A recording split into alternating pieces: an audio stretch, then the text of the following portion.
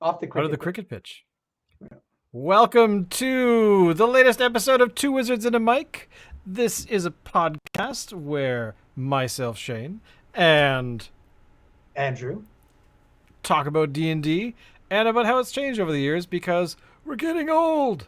We're very, very old now.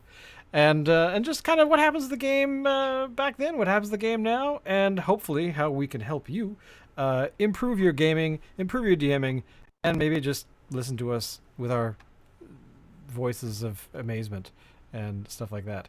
Wow, I totally stretched for that one. How's it going? Good, good. How you doing? Well, I think we're just on the verge of a thunderstorm here. That's what I'm seeing outside my window. Yeah, it is. It went from 3 or 4 days of nice hot weather, Yeah, summer-like weather, to yeah, suddenly becoming completely and utterly overcast and kind of gross. yeah. But hey, it happens in D&D. It can happen in the Good real D and world D too. weather So, though, for sure. This is perfect D&D weather. hey, wait a minute. Does this mean that we might have some sort of, Cthulhu-like creature sort of off the coast, moving Yeah, in? Mind flayers start showing up everywhere. Oh, great. I think it's possible. In the last few years, it's now possible.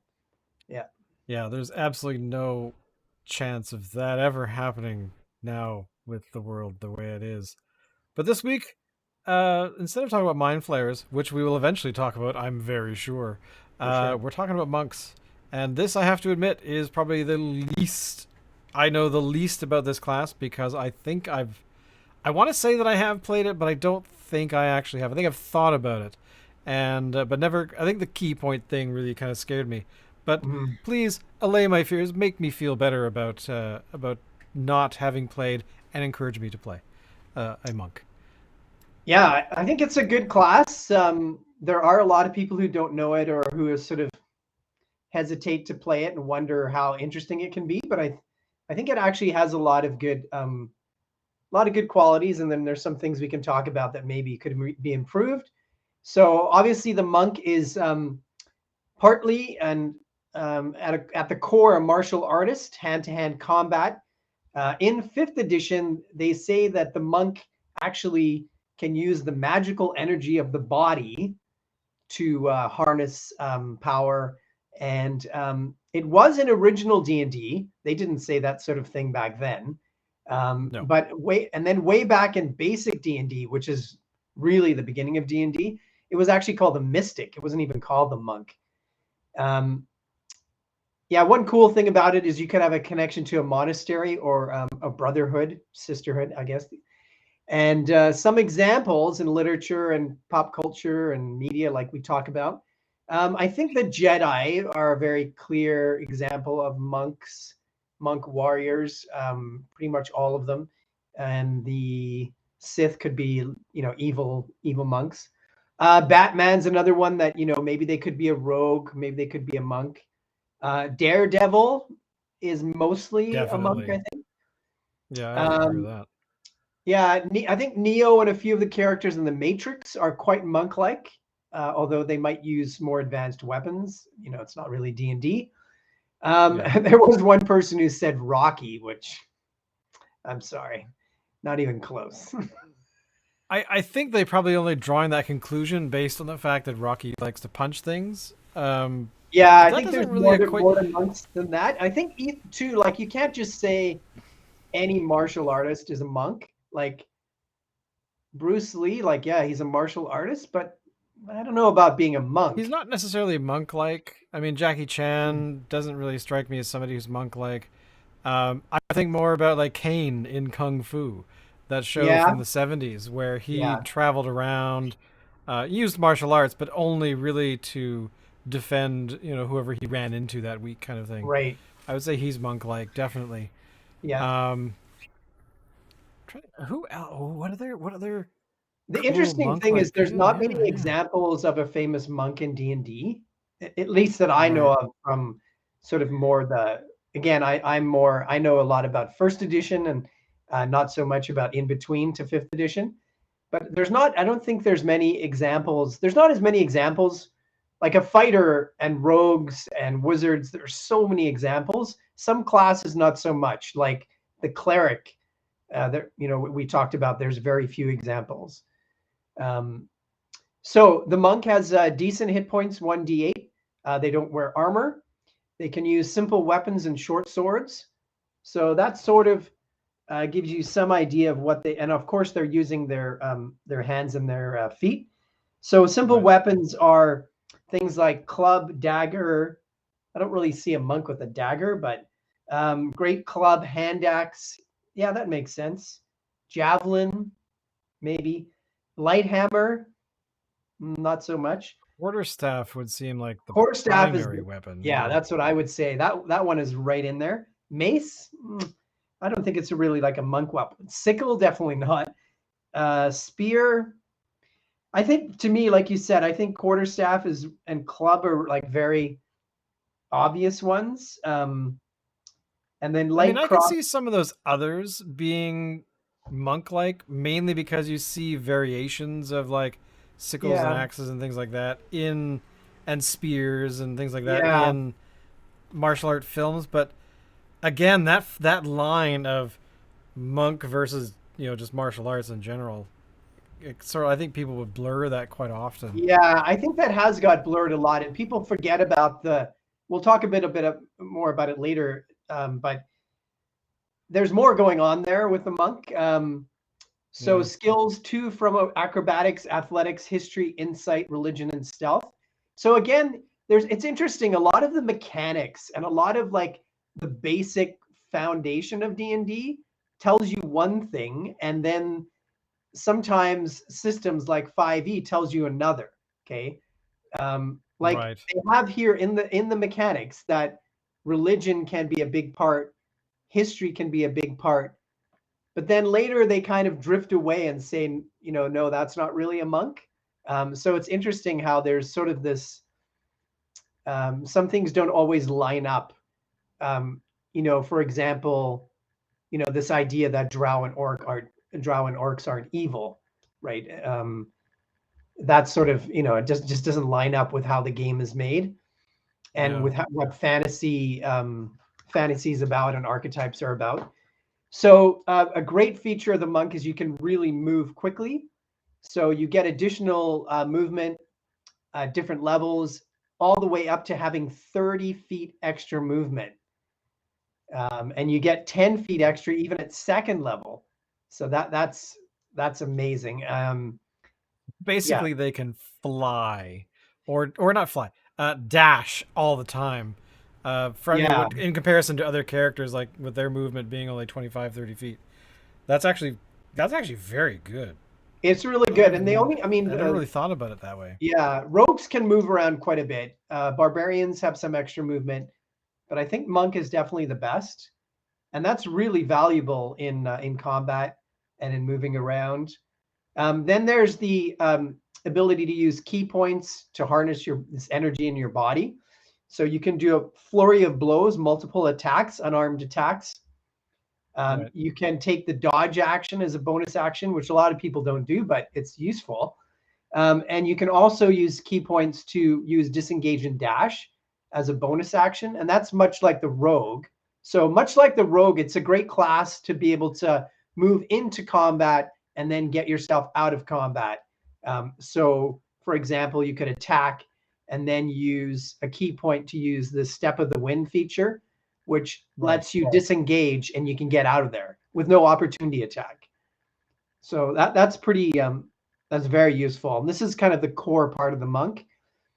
Deflecting missiles is another great one. You can actually not only catch them and deflect them, but you can actually throw them back at a certain point. Slow fall, so you can instead of, it's sort of like the feather fall spell, you can actually reduce your falling damage quite a bit, 5 times your level. So five times your level in terms of hit points. And then you have an extra attack. So not only could you do flurry of blows, but you can actually you even get more attacks. One that's very popular is the stunning strike. So this is very useful because the creature or opponent is now kind of held up in combat until the end of your turn, the end of your next turn. Nice. Yeah, I think that's how it is. Yeah, very useful one. Stunning anyone is a very big deal in combat. Then evasion, just like rogues, getting out of the way of area effect damage, like a lightning bolt or actually a fireball is a better example. Later at higher levels, you can actually be immune to being charmed or frightened, and disease and poison. So those are all really big deal. Later, you can even understand other languages because of your training. Um, you can become proficient in all your saving throws at a higher level. You at one level you get timeless body, which means you don't suffer the effects of aging anymore. You still age, but you don't have any negative effects because of it. Oh, so like if And you're like that guy with the long white flowing beard and whatnot, but you look frail, but you turn around and you're like, "Ah!" yeah, and people fall down. exactly. Yeah, like Mr. Miyagi in Karate Kid, or Yes, or exactly. or Yoda, right? When he suddenly doing Yoda definitely backflips. fits the bill. Yeah. Yeah, I think a lot of the Jedi, they're a kind of monk. And then you can, at one point, you get this feature called empty body, where you can actually disappear. You can disappear for 1 minute, and you have resistance to all damage except force damage. So that's really high. That's almost a 20th level. That And sounds like you become a forced ghost, like yeah, in the whole Star exactly, Wars world, and exactly. Yeah, interesting. back in And I had no idea. yeah, That's a very cool feature. yeah. I want to. Um, And really, again, I think around 19th or 20th level, you can actually regain key points quite quickly. And then we have three subclasses in the player's handbook. The core subclass, the one that's kind of the traditional monk, is the Way of the Open Hand. So you're a master of martial arts combat, um, either with weapons or unarmed. You can with your attacks, you can actually knock creatures prone or push them back, or unable to use reactions against you. You can also heal yourself later on. And later on, you get a tranquility feature, which enables you to meditate um, and get a sanctuary spell put on yourself. And then later, there's also a powerful one that you can actually set off vibrations in your opponent's body to harm them, Oh wow, because you're so in tune with that's brutal. you're so in tune with the movement of energy. The Way of Shadows. So this is the darker version of the monk, although I think it's well set up because it doesn't have to be evil. So you use stealth. You're kind of like a rogue monk or a ninja. Um, the main part of it, again, they use magic for some reason, and they let you can actually duplicate the effect of spells.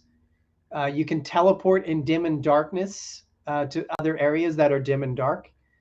Um, you can become invisible in dim or dark light as well later on, and you can you can sort of do a sneak attack later on at higher levels, um, where you get a reaction if another creature is being hit already. You get a chance to jump in there and attack as well. So I think that's a pretty good build. Um, the last one is the Way of the Four Elements. And this one, you learn to harness the elements of nature. And some monks will just dedicate themselves to one element. It'll just be like a fire monk. And here you have the ability to cast elemental spells, and you have a lot of extra abilities, sort of like the warlock. You have all these unique abilities that are tied into elemental energies. So those are the builds. And one thing I like too is that the mechanics are fairly simple. The key points are not that complicated to use. So I think a monk is actually fairly simple to run, and it's fairly straightforward. Some of the classes, they've got a little bit more convoluted. So you mentioned, I think, Shane, that you haven't played a monk before. I don't think I have. I know that I've thought about it, but I don't recall if I actually did it because I was Mhm. inspired by somebody we were playing with, where they played a monk that was the cat race. What is Oh, Tabaxi. oh the tabaxi, yeah, and Yeah. that actually was quite appealing because I was I think because of that particular species, they were able to sort of double up on some of the skills that they had. Yeah. And that was quite attractive because I remember there was a time, like during some encounter, um, they were able to attack a couple times. They were able to deal some significant damage on whoever we were, involved with at the time. Yeah. And that always stuck with me because it was something that I thought, well, hey, I should try that.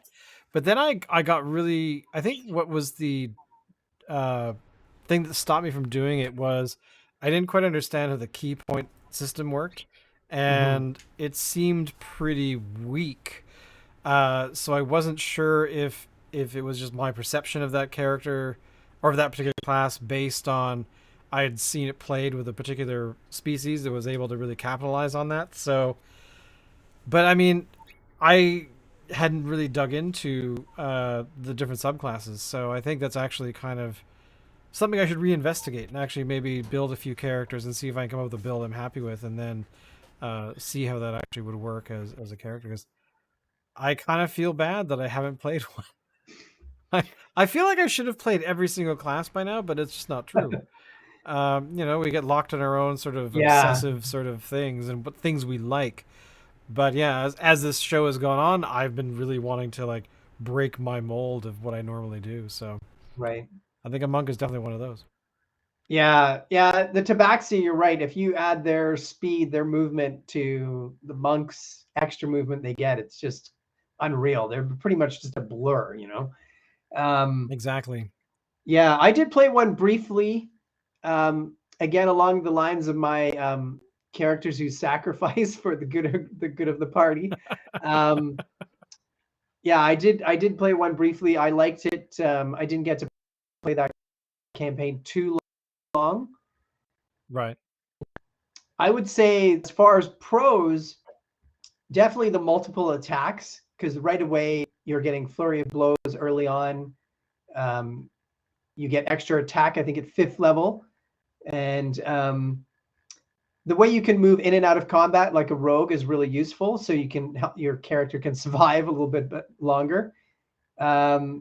Catching and deflecting missiles, that part is really useful, especially with a DM like me who loves to use ranged weapons all the time. Um, the fall, saving the falling, like, protecting yourself from falling. Again, that's something that happens a lot in our game. And Yeah. there, again, like some classes, there's a lot of good opportunities, I think, for role playing. A connection to a brotherhood.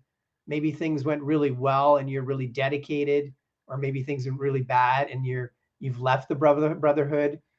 And then the idea of training in a monastery. Yeah, I think there's lots of good possibilities there.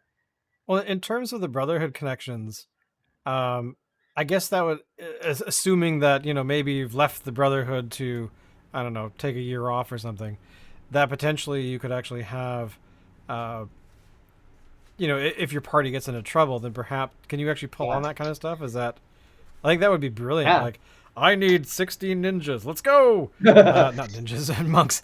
And suddenly you have this additional stuff like characters that could actually come into the story. That I like that. I just love that kind of stuff where Yeah, you yeah. have the I think characters, exactly. but they have other lives outside of the party, and I think it's really Yeah, good. it gives you exactly. It gives the world more depth and definition to it.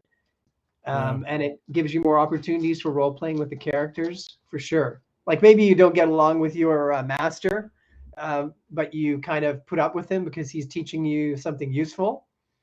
Yeah. Maybe you've broken with him and you don't respect his training. Like again in Karate Kid, the Karate Kid, the two different schools. Um, I still haven't watched the new show. I can't even remember Cobra Kai. I should watch it. It's actually quite good. I Yeah, I watched it as on a, sort of this will be really silly, yeah, whatever. And I'm like, actually no, they paid it. They were yeah, they were going, you know what? We actually want to tell a real story of what these characters are doing, 35 years later. And yeah, it's quite good. I enjoy it. yeah. I have to do that. All right, cons. So there actually has been a fair bit of negativity for the monks, even in the first edition. Even back then, when it was added into the game, people said a lot of people were like, this is kind of a weak class. There's not really much here. Um, and now I would say probably the least liked class in fifth edition is the Ranger. People just don't think it's tough enough, and there's not enough freedom to use your animal companion. You have to use your actions basically. And then the Druid, Right. a bunch of people think the Druid's kind of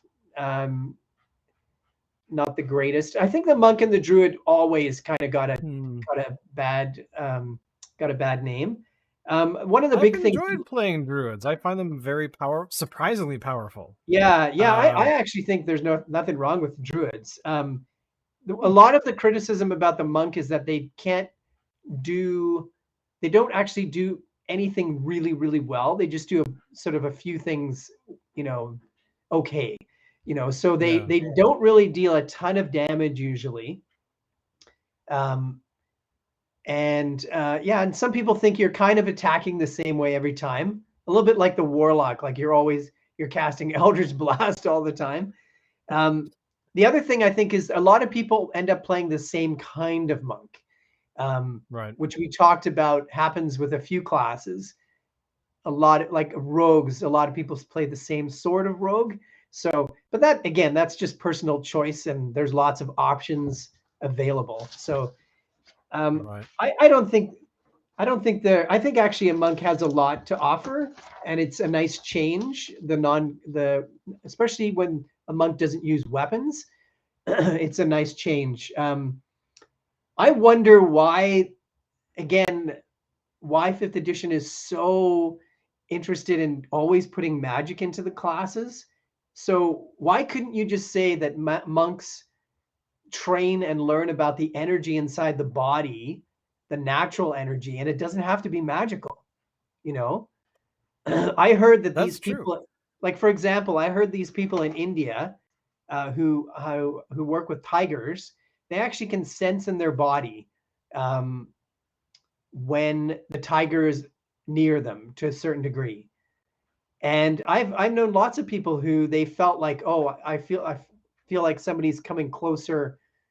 You just have all these intuitions and instinct, natural instinct that we know of, and um, I I wonder why they had to make that magical. I don't think it has to be. I think you can just say it's part of the natural body energy. Um, we already know that we have magnetic field, and who knows Hmm. what else is there. So I wonder, yeah, again, I just don't think it's necessary to have magic. Are there And any deities or anything in D&D that have been established over time that might have that sort of perspective on, how magic works? I can't yeah, think of that's a any on good, top of my head, but that would be very cool to kind of establish that sort of, right. there's a collection of deities that are, no, no, no, no, we don't use magic. We use we use the force or whatever you Yeah, want to call it. yeah. Well, there is, I know, and again, I'm more a Greyhawk person from back in first edition, but as far as settings in D&D worlds to play in, but the Forgotten Realms world, which is the most popular one now, which fifth edition always returns to a lot. Most of the adventures are set there. It came out around the time I quit D&D when I was a teenager. That world, magic is part of some kind of weave, sort of like a matrix kind of idea. So maybe that's why it's sort of infused all the classes, including the monk, and kind of, pervades everything. It's also interesting in the player's handbook, it says the majority of monks don't shun their neighbors. So they try to go out of their way to say that a monk is not monk like. So again, it doesn't make sense in the mechanics because there they say, oh, like you could be into religion and you could be into history. Guess what? If you're training to be really good at unarmed combat and a martial art, you're going to have to spend hours and hours, thousands of Yeah. hours training. And if you're going to learn like about the inner workings of your body and your mind, you are not going to be that much of an outgoing character. And you're not really going to be, Mr. Social for the most part. Yeah.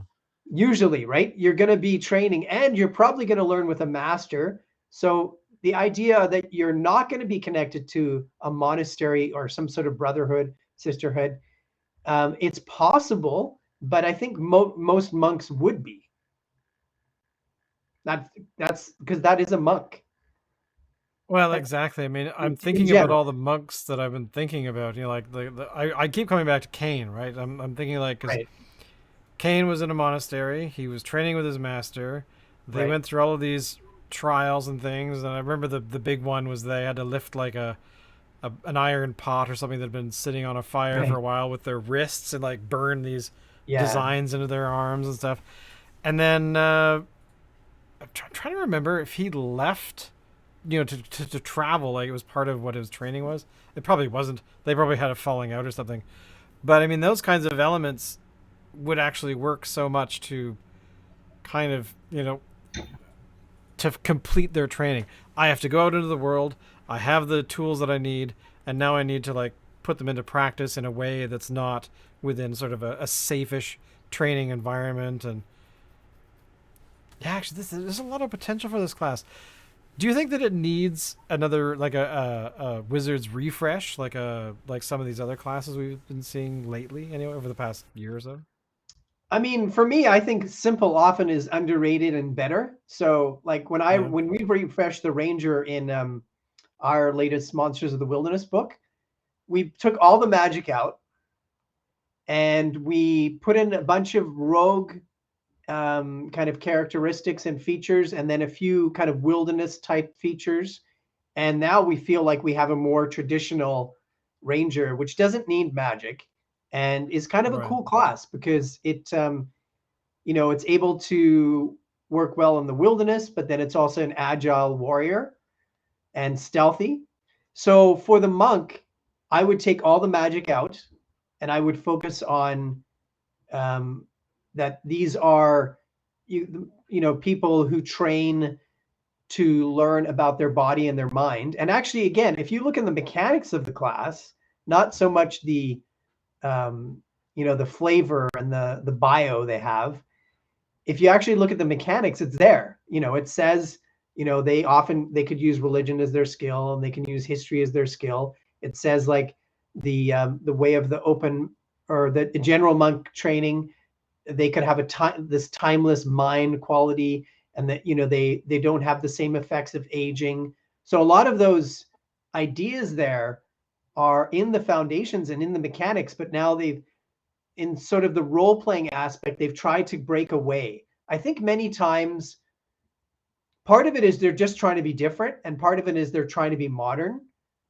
And I appreciate that, but I think there's also a way to still make sure you're connected to what the class is. Yeah. Do you know what I mean? What about other subclasses from other resource books? Are they? I don't actually. I again can't think of any, but I know there's probably at least two or three others. Yeah, well, But there's a few. The one that I are can those kind remember, of magic-y in your sort of realm, or I'm not sure. The one I remember, which I kind of like, is the Way of the Drunken Master. So it's someone who's learned a sort of style. I think it's kind of, I don't really know the I think Jackie Chan movies, but I think it's something like that, about a kind of more relaxed posture where you kind of like a number of martial arts where you use the energy of your attacker, and you sometimes almost like a cat, how when a cat falls, their body relaxes and they actually get hurt a lot less because their bodies cushion the fall and they're not so tight. And I think that's sort of the idea of the Way of the Drunken Masters. They're very fluid and relaxed, and so that one is interesting. And yeah, I think again, if the mechanics if they don't get too complicated, it might be a nice build. We do have a player in our party playing that class, but I haven't looked oh at it. Yeah, Sarah's playing it in the Dragon Cult story. okay. She's a wood elf monk with the Way of the Drunken Master, but I haven't really looked in detail at those extra subclasses. Yeah, they're basically. I mean, because there's because I'm there was one.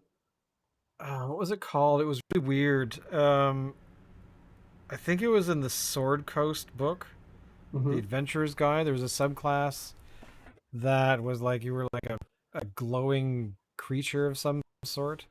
That's what I thought of it as.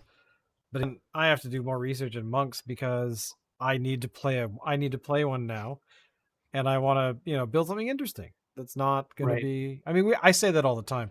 We need to make things more interesting because there's definitely going to be ways where these uh, like the tabaxi, is that what they're called? Hmm. Monk sort of combination. Like there's all kinds of cool things you can do that are going to play off of you know different features of each, Right. and I like the drunken master. I don't picture an elf being a monk though. I've never actually thought of that. Yeah, yeah, it's not my go-to for sure, but that's an interesting build.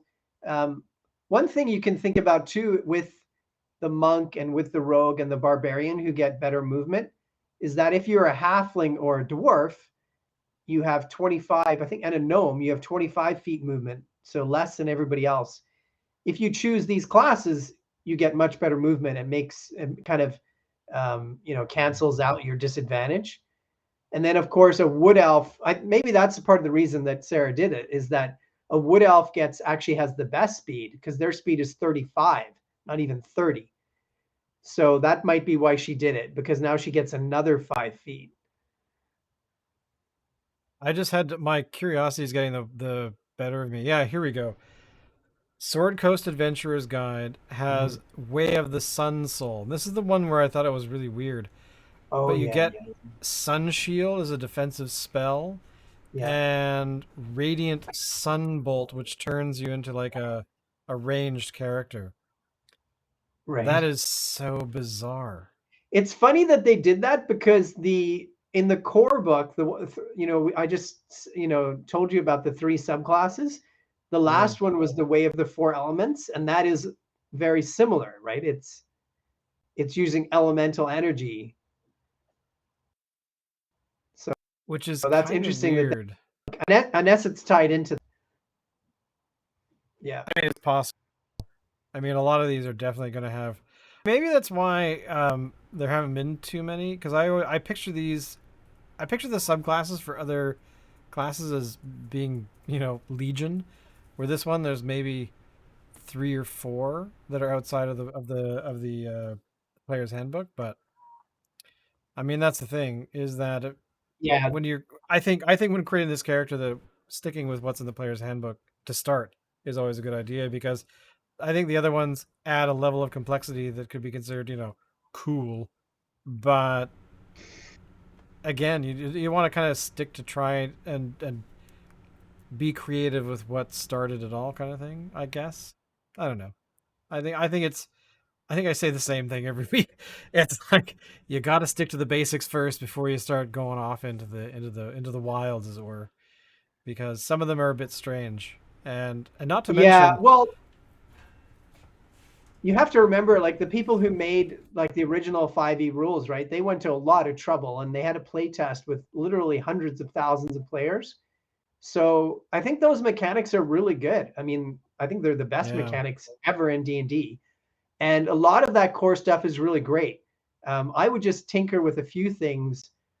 There are some cool subclasses that have been made since, but I think again, sometimes quality is more important than quantity, and some of that stuff agreed. is overthinking. You're overthinking this, in my opinion. But there are some cool ones. Like I think Way of the Drunken Master does sound pretty good for monks. Um, and there is an interesting rogue who's sort of like a Sherlock Holmes type. We didn't go into detail about that last time, but I think there are some good ones. But I do know there are many people who've said they think that the quite a few of the additional subclasses are overpowered. Yeah, So that happens too, right? Uh, especially like when you and I were talking last week about how a lot of the subclasses that we've encountered and talked about, they seem to, and I think you said it today as well. They rely heavily on adding magical elements to these classes, which yeah.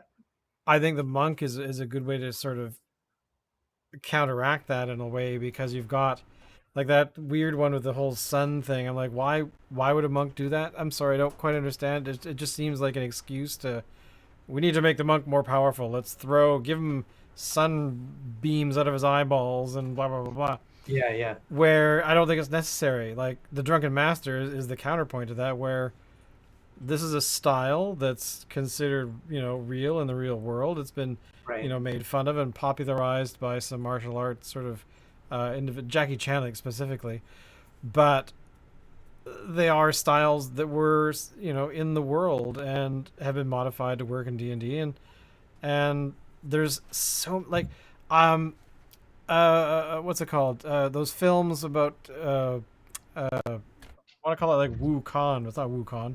Kill Bill, you mean? Um, Oh, you mean a kind of kung fu? that kung fu kind of there's another word like another particular martial art, but anyway, but essentially, yeah, I mean it's these kind of characters. Oh, I know, Hidden Tiger, Dancing Dragon, or whatever that Oh movie yeah, was called.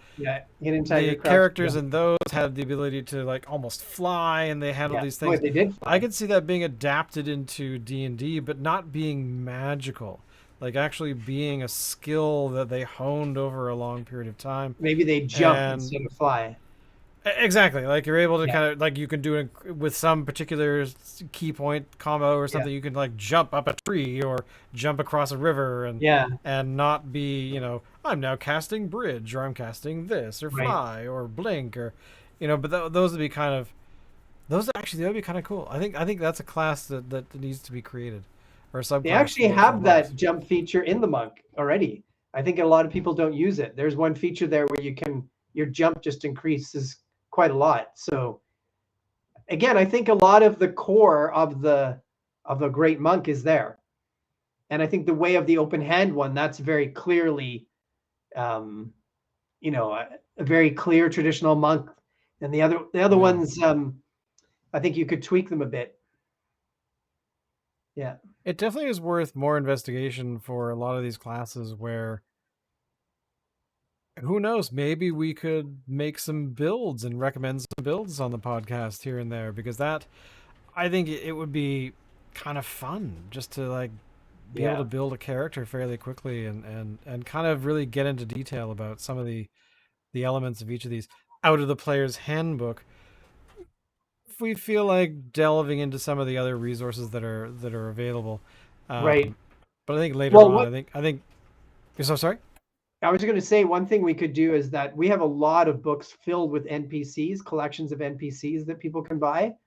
Yeah. And I could just, right away, there's a whole bunch of characters there that we could use. And then we could talk about other builds. So for sure, we could talk about role playing ideas and combinations of races and classes that would work. Definitely. Well, I think we've covered monks for the week, but definitely, if you guys have ideas about what kind of monks that are out there, and maybe we neglected a subclass, maybe we neglected a feature, you could let us know if that's something that you'd like to hear more about. Or if you just want to make fun of us, we're cool with that too, because, we're old and we can take it. But is there any update on Kickstarter land? Things moving smoothly? Things are Any good. Yeah, announcements? well, I'm writing the text for the new book, the Phelan 2 book. And Excellent. so that's probably going to happen for another week or so. And then there'll be a few weeks of editing. And yeah, and actually, speaking of the books and monks, in the city book, there is a creature or a character slash monster, which is a monk. So we created this. See if you can see. Well, you called it a mist. That's No, no, awesome. I that's love his not. beard. There Look is at a it. mystic. There is a mystic, but this Oh, is the all you're talking about the Mad Monk. Oh, I the missed it. There we mad go. monk. Oh, Yeah. So the nice. mad monk is like it's an evil monk who has a fiery quarterstaff and who throws fiery darts.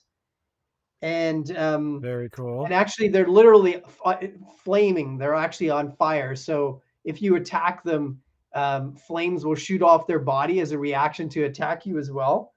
And Nice. they're yeah, so that's pretty fun.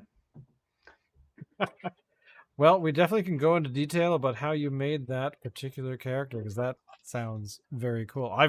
I have the book, and I missed that one. So hey, it just points out that there's so much going on in the books that you have to read them more than once. But we will see you hopefully next week, where we'll be talking Giants. about, I believe, giants, and which is something that I enjoy talking about because my characters like to climb them, generally That's speaking. right. Yes. But thank you again, everybody, for doing stuff. Don't forget, we have an audio version of the podcast as well, which you can get links down in there. And yeah, it's summertime. It's time to go outside and play D&D outside. That's the rules now. That's right. Yeah. Unless you're here where, yeah, rain. It's just started to rain. Yeah. Yeah. Well, thank you again, and we'll see you guys next time. Goodbye, everybody. Later.